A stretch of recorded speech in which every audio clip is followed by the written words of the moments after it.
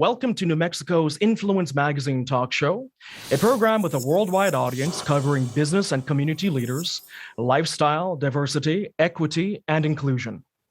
We are honored and grateful to have a very special guest on the show today. Dr. Michael L. Brown is a radio host, author, educator, and scholar of Messianic Judaism.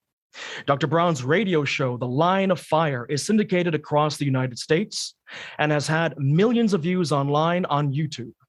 He is the author of over 40 books and is the founder and president of Ask Dr. Brown Ministries, as well as the Fire School of Ministry in Concord, North Carolina. Dr. Brown is also an accomplished musician, having a background in rock music, and is continuing to perform today as a drummer playing on a professional level. So once again, it is an honor to have Dr. Michael Brown joining our program today. Dr. Brown, thank you so much for joining us. Great to be with you. Thanks for having me. Great. So we want to start off by talking a little bit about your background and your amazing origin story.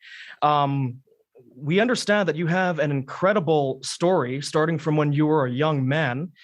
And I've seen in a past broadcast that you did that you described yourself, and now I'm just paraphrasing, that you were a lost hippie with long hair, a drummer who played with rock bands, who dabbled in recreational drugs and wandered throughout a desert. Again, paraphrasing. So what happened afterwards, after this wild youth? I also have a copy of one of your testimonies here where you state that your friends gave you special nicknames, Drug Bear and Iron Man. So tell us a little bit about this wild past of being a rock star as a young man, and what led you in the direction that made you into the man you are today. Yeah, well, my friends and I, we were rock stars in our own minds. You know, we were too young to have been playing in any professional places, you know, because they served alcohol and that kind of thing. We were too young. You know, we were playing from ages like, 15 and 16 before our lives were transformed. But I had 2 years as a heavy drug user. And it was so odd that was part of my life, because I was raised in a good home. My mom and dad, happily married, born in New York City, raised on Long Island in the suburbs. My dad was the senior lawyer in the New York Supreme Court. But it was the 60s. It was a time of rebellion. You know, we speak of the counterculture revolution and sex, drugs, and rock and roll. And I started playing drums when I was 8. Beatles came to America when I was 9. So that was just happening in the culture, these big pivotal shifts. And I went to my first rock concert when I was 13, saw Jimi Hendrix. And that impacted me more than my bar mitzvah as a Jewish kid at 13, because we were fairly nominal Jews. It was more of a social event for me than a spiritual event. So when someone asked me if I wanted to get high at 14, I thought, well, yeah, I mean, you're not supposed to. So that gave it appeal. You know, don't touch, you want to touch. Mm-hmm. And then it's what the rock stars did. And very quickly, it seemed my body had a high resistance to drugs. So I needed more drugs, harder drugs than your average person to get high. And one thing led to another. By the time I was 15, I was shooting heroin. And I was never a strung out junkie, anything like that, because I'd go from drug to drug to drug. But I was addicted to the needle and really just messed up. I thought I was doing great. You know, every day practice with our band, and we were good for our age. You know, I shared Musician of the Year award in high school. And I still played in the band and orchestra, but living in complete rebellion. And my life was getting darker, even though I thought I was really cool. It's interesting that the Bible says every way of a man is right in his own eyes. Mm-hmm. So, we're all good. We compare ourselves to somebody worse. So my two best friends, like these two girls, these girls had an uncle who was a pastor. Their dad had been praying for them their whole lives. He was a devout Christian. So they went to hang out with the girls as the girls were going to church. And little by little, they started to change. So I didn't like that, because we were going to be rock stars. We were going to be famous, and that's what we did. Get high, play in the band, get high, go to concerts. That was just our lives. So I went to pull them out of the church. So as a Jew, I don't care about Jesus any more than the Christian cares about Muhammad, right? It's foreign to me. Mm-hmm. And I believed that a God existed, but I had no interest in living for God or changing my life. I wanted to pursue what I was pursuing. But over a period of time, I became absolutely sure that Jesus really was the Messiah of Israel, that he's a Jew, right? That he died for our sins. I looked at this and I thought, well, it's true, but I don't want to change. I like the way I'm living. So that was the next battle. But when God's love on a personal level became so real to me, it struck me, how can I live like this? I'm like spitting in his face. So December 17th of 71, 16 and a half years old, I said, God, I'll never put a needle in my arm again. Was completely free from that day on. And my dad was thrilled to see me off drugs, but he said, Michael, we're Jews. We don't believe in this. So he brought me to meet the local rabbi, and the local rabbi said, you're a very sincere young man, but you don't know Hebrew. How can you tell us what to believe? So ultimately, I got a PhD in Near Eastern languages and literatures from New York University. I was so determined to study the text in its original context and background, and I have to rely on what other people said. And that's why my testimony is literally from LSD to PhD. Incredible, amazing. And what were, in this time when you were prior to being saved and when you were a rock star, or at least a self-described rock star, as you put it, what were some of your musical influences? Were you into like heavy metal, like Black Sabbath and Ozzy Osbourne? What were kind of the things you were listening to? Heavy metal came a little after. Mm-hmm. So the big influences for me, the bands that I listened to day and night. I mean, in the early days, it was the Beatles and the Beach Boys and the Rolling Stones and the Dave Clark Five and these different groups. But the ones that really impacted me, Cream, which was Eric Clapton, Ginger Baker, and Jack Bruce, was called the first supergroup. Jimi Hendrix, I saw a couple times in concert. Led Zeppelin, that I saw multiple times. They'd be kind of the precursors of heavy metal. Mm-hmm. Bands that are still around to this day, like Jethro Tull, that kind of came with blues and rock together. I saw the Grateful Dead in concert, saw Tull many times in concert. So I would go all the time. But those three, Cream, Hendrix, Zeppelin, and then just for enjoyment, Jethro Tull, those were ones just kind of listened to day and night. We get high and play with our band. We get high and listen to music, and we get high and go to concerts. So, the music does really impact you. I have one book called The Power of Music, God's Call to Change the World, one song at a time. Mm-hmm. And music can be a powerful force for good or for bad. Mm-hmm. It can move you, can shape you. The words together with music have a certain power. And in my case, even though these were gifted musicians, excuse me, and some of them may have even been on their own spiritual search, for me, it was a path to rebellion, to drugs. That the main example that they set was associated with rebellion, breaking the rules, mm-hmm. pushing the limits. And in 1970, 71, three of the biggest stars, Janis Joplin, Jim Morrison, and Jimi Hendrix, all died of drug overdoses. Mm-hmm. And it was shortly after that I came to faith. Wow. Okay, great. I mean, that's a wonderful story. Very interesting. Very interesting. And also, it's pretty cool that, again, you never left music behind in your background, that, as I mentioned before, you are continuing to practice, you're continuing to play. And I've seen a few videos of you live. I mean, you're quite good. You play beautifully, amazingly. But it looks like what happened. Yeah, that's kind of you to say. I still have a drum pad and play. I've got actually pedals in my office where you can practice double bass. Mm-hmm. But I don't get a lot of opportunity to play. But when I do, if I'm at a church, especially a lot of young people, I'll sometimes say at the end of the service, hey, can I join in and play with you? And because we've got a good social media following, we can get a lot of views because people get a kick out of it. But my talents kind of froze because I played day and night. When I began to pursue ministry and college and then married and family and all of that, I didn't have a drum set at home. So my playing level, I didn't get to improve over the decades, but you get more tasteful, you learn what fits better. And for me, when I'm in a setting of worship and church and lots of people coming together, there is you could call it, if someone is looking from the outside, a spiritual energy. Mm-hmm. And the music plays right into that and kind of lifts people into a powerful place. So you just think, if you hear sad music, suddenly it changes the mood.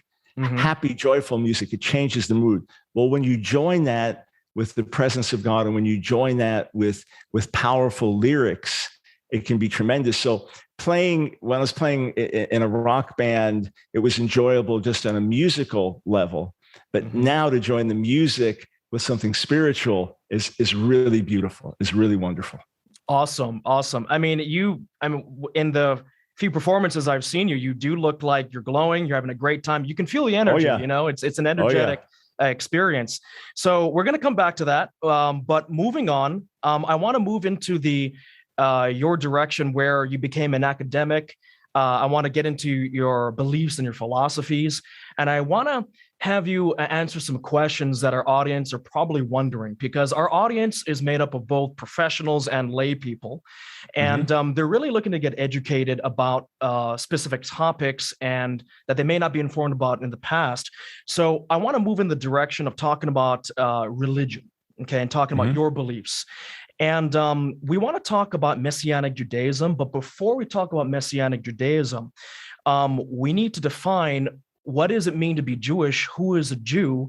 And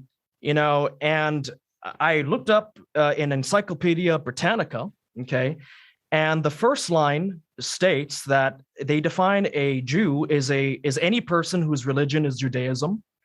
And myself as a layperson, I've also heard in the past that when you believe in Judaism, but then you leave the religion, you leave the belief system, and you convert to another religion, for example, you are no longer a Jew. But when I've looked at other definitions of what it means to be Jewish, I've also read that just because you stop your belief system and you believe in something else, it does not mean you stop being a Jew. If your parents and your grandparents and your ancestors are from the lineage, right, that came from the ancient Hebrews and the ancient Israelites and the tribes. So wanted to ask you, in your academic position and in your view, who is a Jew? Right. So being Jewish is both religious and ethnic. But because it is also ethnic, you can be a Jewish atheist. When I was baptized, an old rabbi said to my dad, "Don't worry, he's a baptized Jew." In other words, once a Jew, always a Jew. So in that sense, it would be no different than if you're Hispanic by birth. You can be an Hispanic Muslim, a Hispanic whatever. You can marry a Caucasian, but you're still Hispanic yourself. So what happened initially, it was in Scripture, God calling out a particular people to be His and to follow Him. Well, then what happened if you were born among those people but didn't follow Him? Well, you were still one of those people. What happened if you converted from another religion? You were a Gentile and you wanted to worship the God of Israel. You converted, so you have Gentile blood, but you are now part of the Jewish people by religion, but now your children are part of the Jewish people by ethnicity. So in traditional Judaism, there's one question you ask: is your mother Jewish? If your mother is Jewish, then you're Jewish.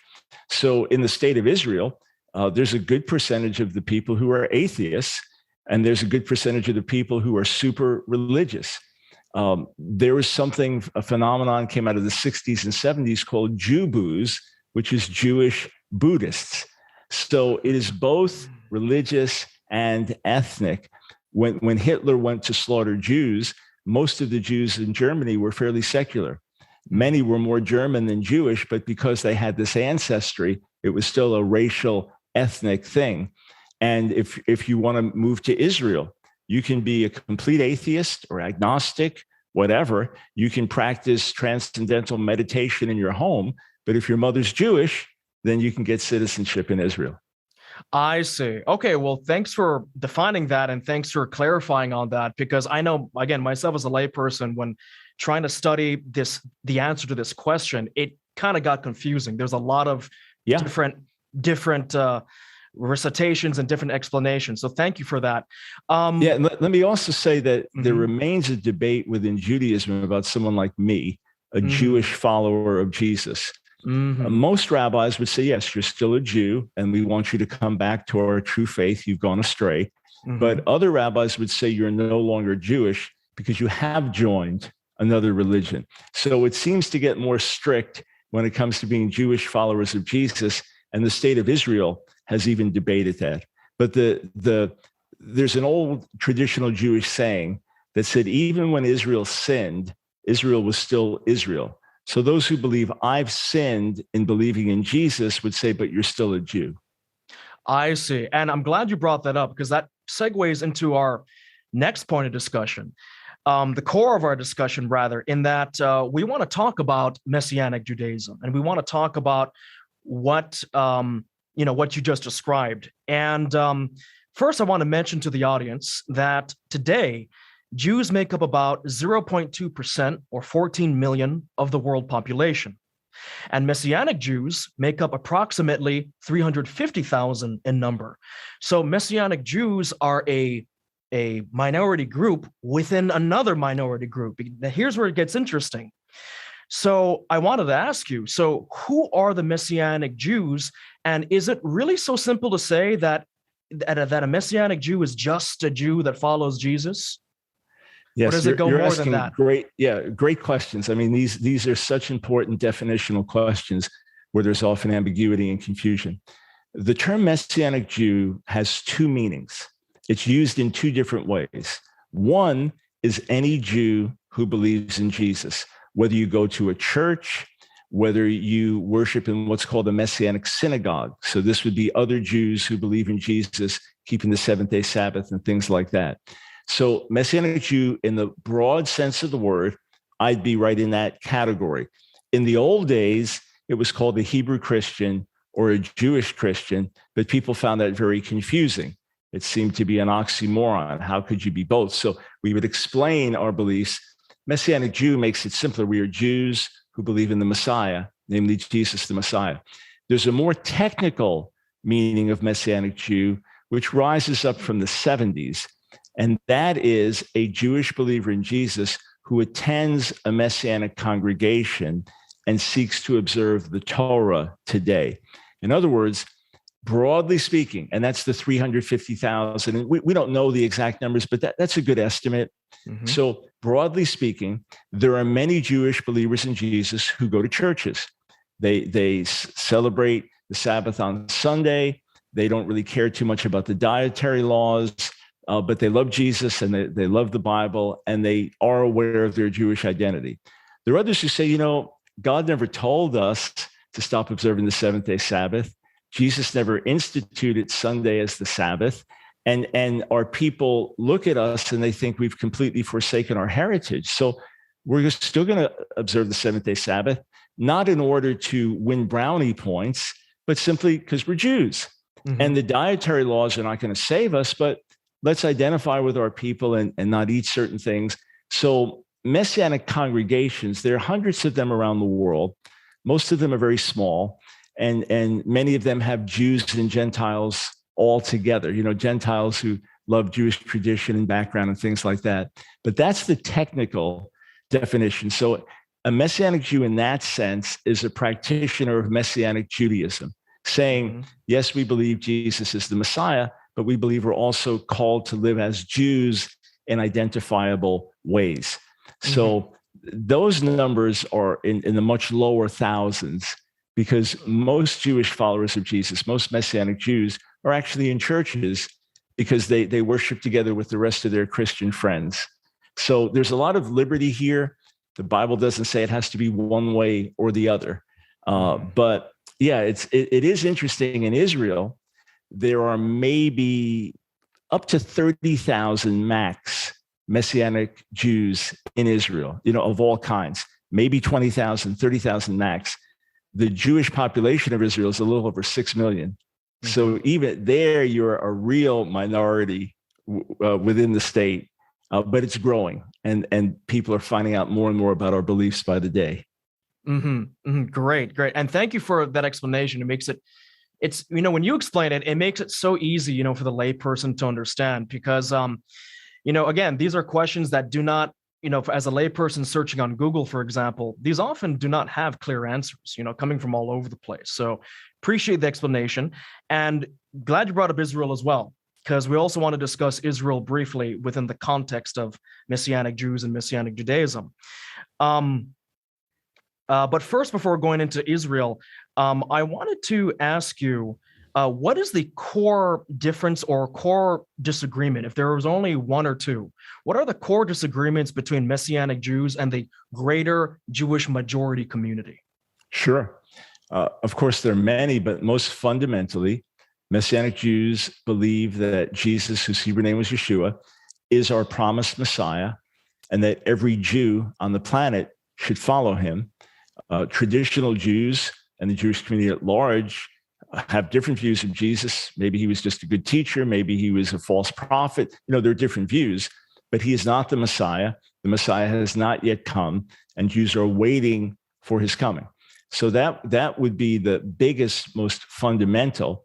Our views of the nature of God. We both believe in one God and one God only, but Messianic Jews would say that God is complex in his unity and has revealed himself to us as Father, Son, and Spirit. And then when it comes to traditional Jews versus Messianic Jews by and large, Messianic Jews would say that the Torah is good and beautiful, but we are not obligated to keep it along with the traditions of the rabbis. And traditional Judaism would say this is the very foundation of life, to observe the Torah and follow the traditions of the rabbis. So those would be the most fundamental, big, gaping chasms that separate us. Okay. And when you say follow the teachings of the rabbis, is there any specific text? Are we talking about the text known as the Talmud? What do you mean by the teachings of the rabbis? Yes. So when you look at the practice of a traditional Jew and you ask a man, say, why are you wearing the yarmulke, the kippah on your head? Or why do you have these white fringes coming out of your shirt? And why do you pray at certain times of the day? And why do you use certain words? None of this is found in the Bible. All of it is found in Jewish tradition that comes after. So that the foundation is what would be called Mishnah and Talmud. And the Talmud, by the way, is 20 volumes and millions of words. Wow. So it's not just one text. But then the Talmud itself needs interpretation.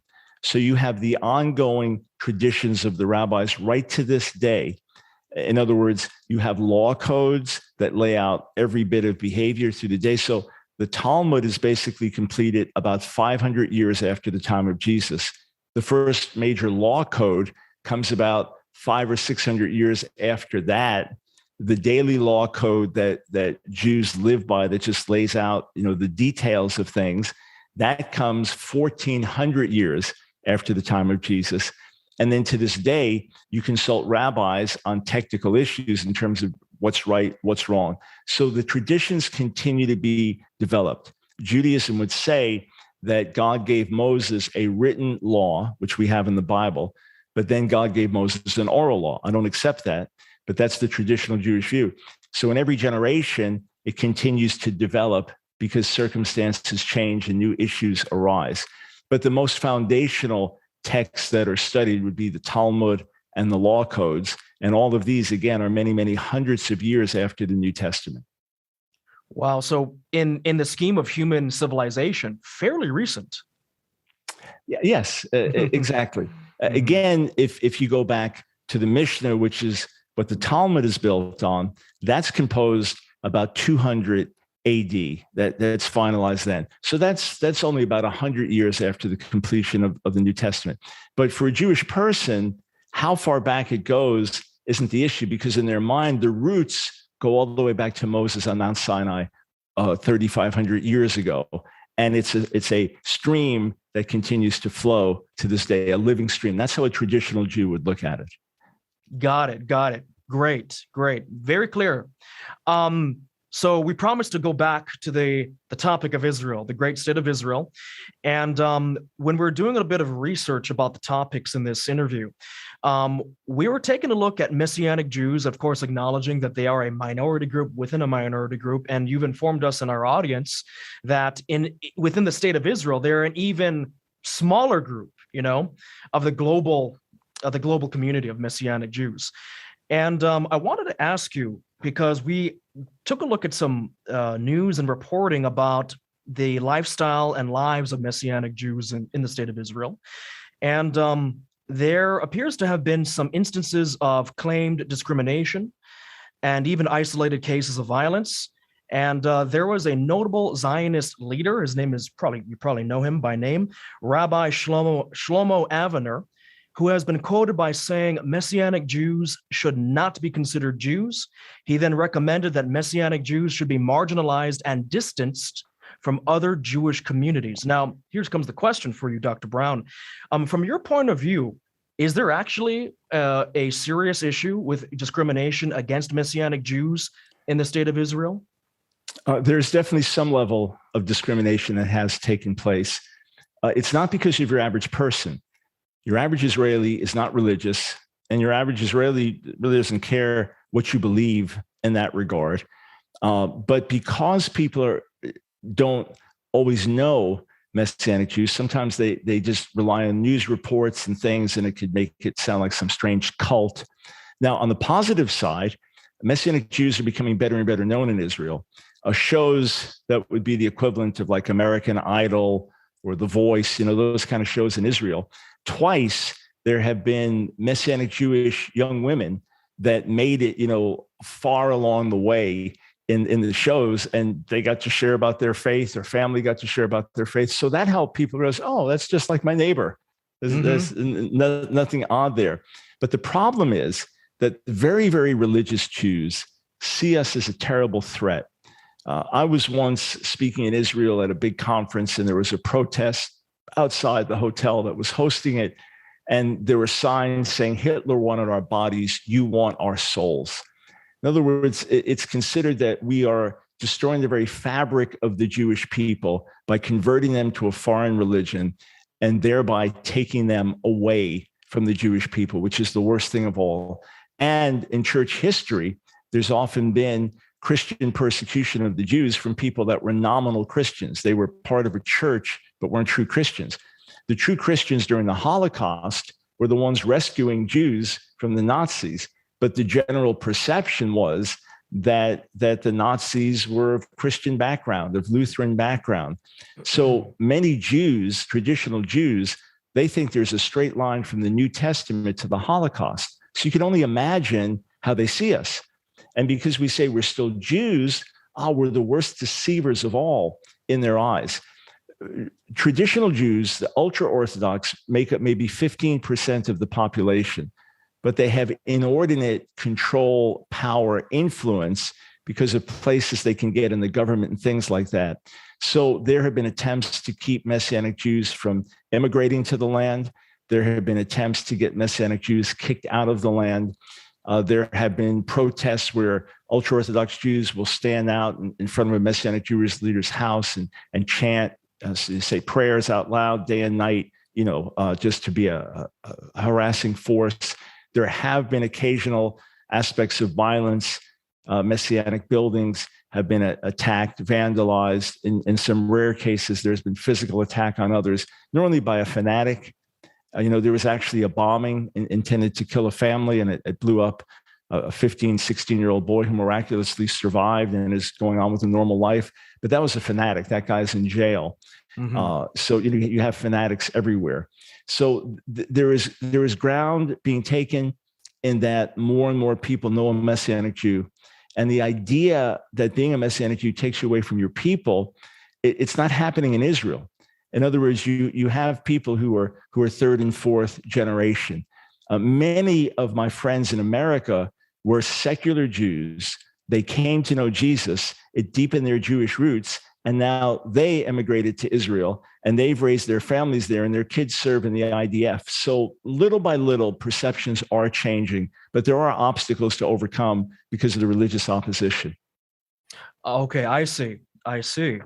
Well, thanks for clearing that up. And it's reassuring to hear, though, that you mentioned there's been some very public instances that the greater Israeli society is being educated by seeing more representation, in the public and in entertainment with Messianic Jews, and that things are changing. And you mentioned that there was an attack, a violent attack using a bomb. And as you mentioned, the Israeli government caught this fellow and prosecuted him to the fullest extent of the law. Is that right?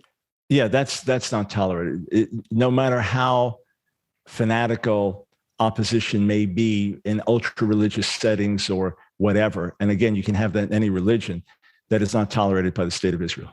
Okay, great. That's good.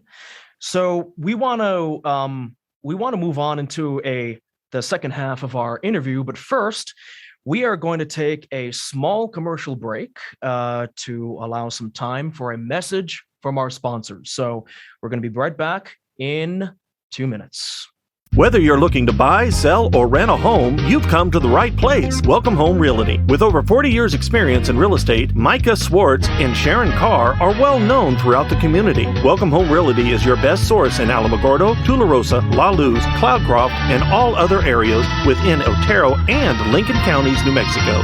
Okay, and coming right back out from the break, thank you for sticking with us. We are joined by Dr. Michael Brown, a scholar, educator, professor, and musician. And we want to get into the next part of the interview by talking about a subject that we feel Dr. Brown is very educated in, is very much experienced in with his lecturing and his study of the topic and the subject matter. And that is the subject of anti-Semitism. Okay.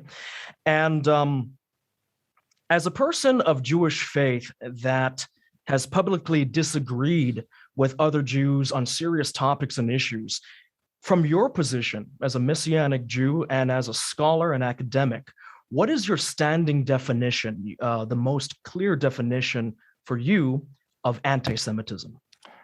It boils down to Jew hatred or demonizing of the Jewish people as a people. In other words, if you say, I went to school with a Jewish kid and he was really nasty, that's not anti-Semitism. If you say all Jews are nasty, that's anti-Semitism. If you have an issue with some of Israel's treatment of the Palestinians and said, I think that they need to pursue a more fair plan there, that's not anti-Semitism.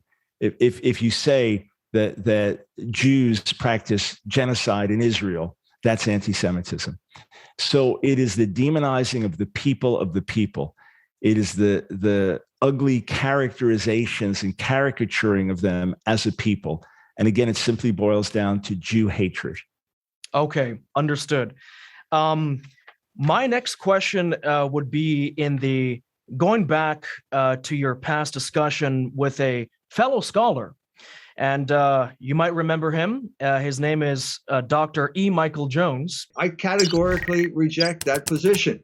That's why I am not an anti-Semite. That's what the word anti-Semitism means.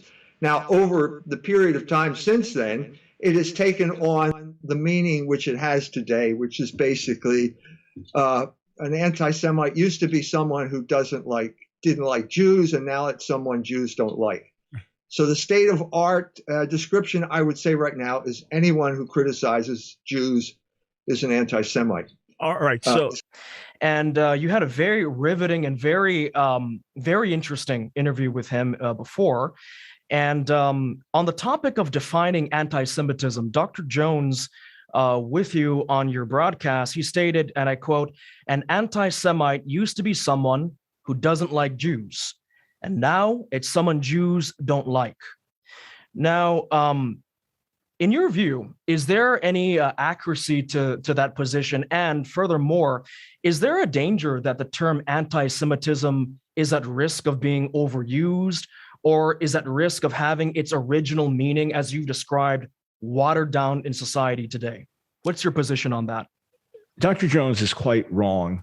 And it's a catchy little saying that he came up with because he has rightly been called an anti-Semite.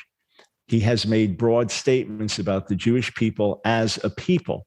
Now he says, well, I'm not saying it's biological, it's racial, it's just choices that Jews make because they reject Jesus, therefore they reject God's wisdom and truth, and therefore they are in rebellion. And every Jew will consciously make this decision and is therefore in rebellion, and that's why they have so much influence around the world. That's an anti-Semitic statement.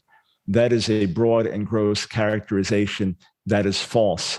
So I stand against Dr. Jones' statements against the Jewish people. He has been rightly called out by the ADL and others. And even though he is a legitimate scholar, it was quite fringe, even in Catholic circles. and became much more popular through internet. Can anti-Semitism be overused? Absolutely, of course.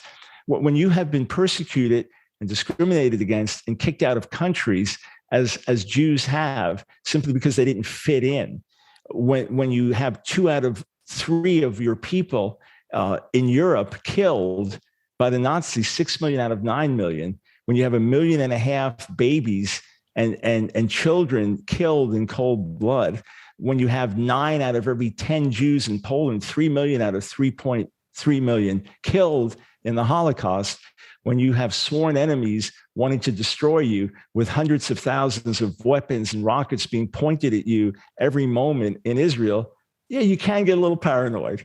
You can overstate things. But here, I'll give you a good parallel. Black Americans, look at the terrible history. Look at the horrors from Middle Passage to slavery to segregation, discrimination for generations and generations. Can Black Americans overplay the race card? Yeah. Sometimes you're going to think something's a matter of race when it really isn't. Any minority can go through that. Oh, you didn't hire me because of the color of my skin. You didn't hire me because of my ethnicity. It's like, no, you didn't get hired because you weren't the best qualified person. That doesn't mean that there hasn't been a horrible history with African Americans in our country. That doesn't mean that discrimination doesn't still exist. So yes, we can overplay the anti-Semitism card, but I would put that way, way low in terms of overall concerns because of the rising tide of anti-Semitism in America, in the world. When Dr. Jones was on the show with me, I told him, your words will incite people to violence. He said, it can't be because I hold to the Catholic teaching, do no violence. It wasn't long after that there was the synagogue shooting in Poway, California. And the shooter may not have even known Dr. Jones existed, but his manifesto sounded like it was taken right out of some of Dr. Jones' writings. Understood. You make a good point there. And moving on, still within the subject of talking about anti-Semitism. So you have stated recently and repeatedly, including within this interview, that there is definitely a history of anti-Semitism in the world. There's been instances, high-profile instances of anti-Semitism in the United States. And so with that in mind, though, my question following that would be, so yes, there is anti-Semitism, but in 2016, something very curious happened. A political upset occurred. You might know what I'm talking about, in that the American people elected one of the most pro-Israel presidents and presidential administrations in decades back in 2016.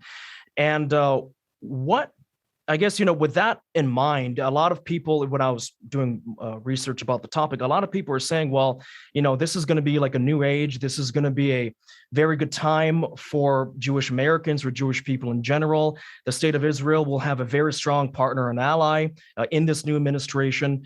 So since Donald Trump was elected back in 2016, do you feel that his pro-Israel administration change the course and reduce the amount of anti-Semitism in the United States, got the topic of Israel in the forefront in a good way? What are your thoughts about that? Trump's presidency did not decrease anti-Semitism in America. There's no evidence of that. And it seemed that from the right and the left, the attacks on Israel have continued to increase within America, and it's fairly well documented. As far as Israel itself, Trump's presidency had a profound effect, moving the embassy from Tel Aviv to Jerusalem, as had been on our books to do since the Clinton presidency, but no one had done it. That was massive.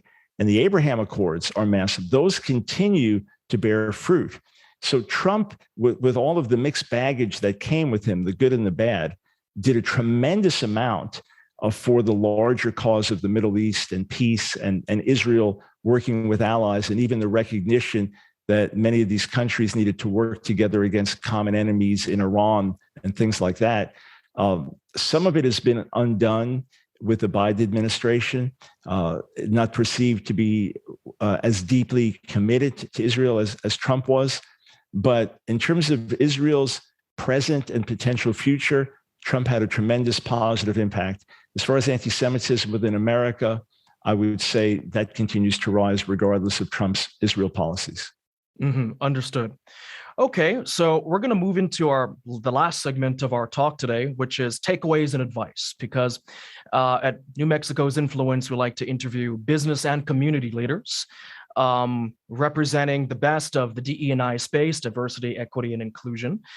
And we want to talk about some advice that you might want to share personally and professionally with our audience who are watching. Jewish Americans are among several very successful minority groups in the United States. That is a fact. And as of 2020, Jews made up only 2.4% of the American population, yet are leading figures and leaders in the business world, in Hollywood, in the Supreme Court, and also in tech and in Silicon Valley. And they have represented some of the best success stories in the United States. And wanted to ask you, because you yourself have a very inspiring story, a backstory where you came from a very low and dark place and you took yourself out of that and came up and rose above it. And wanted to ask you, as a self-made man, as a Jewish American, as an academic and a scholar and a professional, what in your views are some of the strategies of success that the Jewish community has used to benefit themselves and their families and their communities, and that you yourself have possibly used?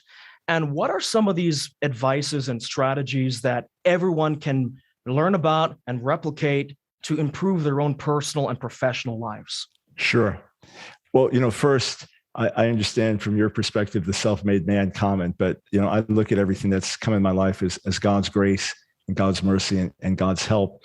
So I always start there. And I do believe that God did raise up the Jewish people to be a light to the world and to be world changers. And when we get it right, it's incredible and powerful. When we get it wrong, it's very negative. And that's what anti-Semites can sometimes seize on.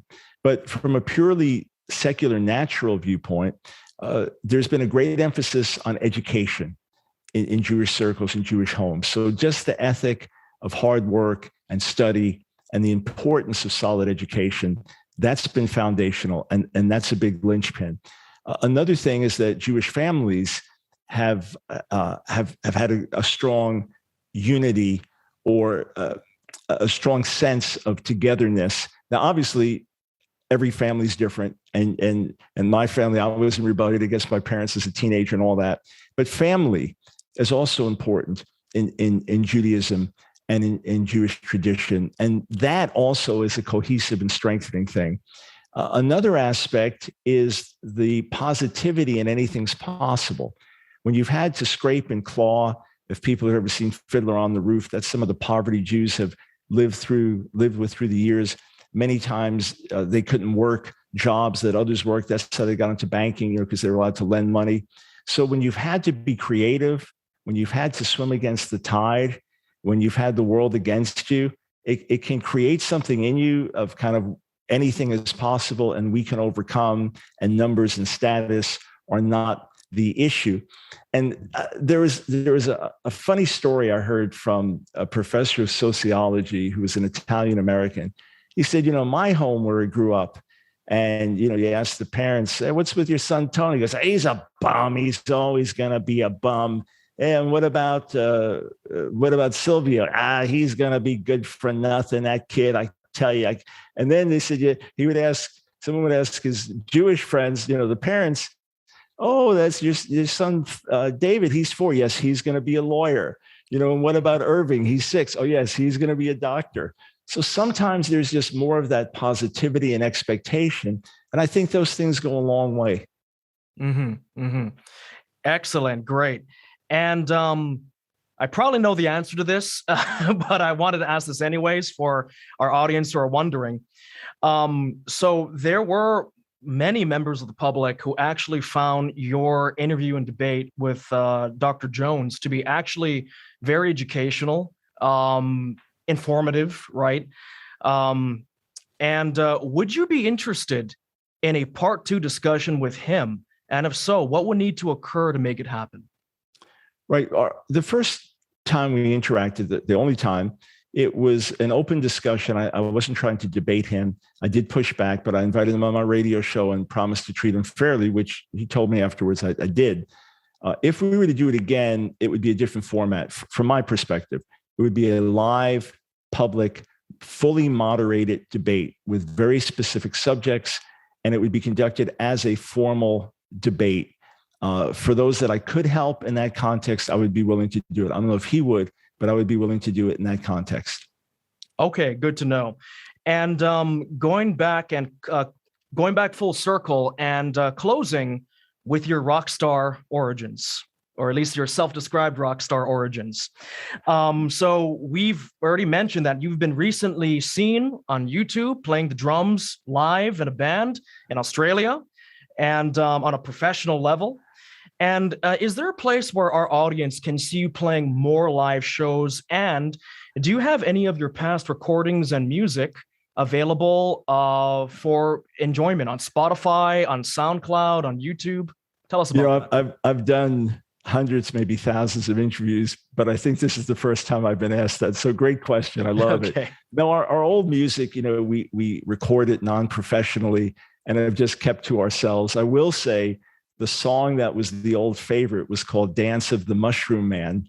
If folks want to go back to my psychedelic origins, we had a whole bunch of tapes on a reel-to-reel that we had, and someone recorded over it. We actually had sent it out professionally to try to get things recovered. That was like our major archive. So no, we just have some little snippets, bits and pieces, things like that. But from our old band, and one of the band members passed away a few years ago, so we couldn't even recreate it today. But every so often, at a major church conference, gathering thousands of people there or something, or in a small setting, maybe speaking at a local congregation, I'll join in afterwards on the drums. And if we do that, we'll post it on our YouTube channel, which is Ask Dr. Brown, ASK Dr. Brown. Now, I've become friends recently with the famous Christian rock band Skillet, multiple platinum winning band, very well known. So the deal is that one day I'm going to get to jam with them privately. So if that happens, maybe we'll have a bootleg video that we can get out. That'll be the closest I'll come to rock stardom, I think.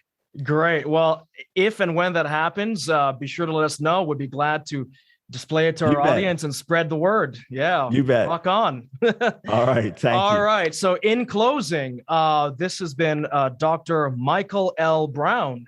And Dr. Brown, we really appreciate you joining us. I think this has been a very educational, interesting, and fun, fantastic conversation. Well, excellent. Thanks so much for having me. I wish you the best. You too. So we'll be in touch. Take care.